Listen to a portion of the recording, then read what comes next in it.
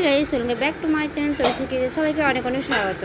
দেখো আমি এখানে একটা নিয়ে নিলাম তেলের কড়াই, তেল দিয়ে দিচ্ছি। তারপর দেখো নিয়ে নিচ্ছি গাজর, পেঁয়াজ কুচি, লঙ্কা কুচি। এরপরে আমি পেঁয়াজটা দিয়ে দিলাম, লঙ্কাটা দিয়ে দিলাম, ভালো করে লাল করে ভেজে নেবো, ঠিক আছে।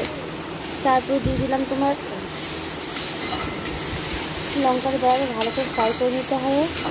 আমি রসুন থেকে দিয়ে দিয়েছি, আর এবার একটু দিয়ে দিচ্ছি মশলা। আর এরপর দেখো আমি আলুটা দিয়ে দিচ্ছি, গ্রেট করে রাখা আলুটা দিয়ে দিলাম। তো কত সুন্দর মিশিয়ে নিচ্ছি। এরপর দেখো আমি এর মধ্যে দিলাম বেসন, একটুখানি নুন দিচ্ছি। আর এটা ভালো করে ব্যাটার তৈরি করে নেওয়ার পরে ভালো করে দেখো গুলে নিতে হবে।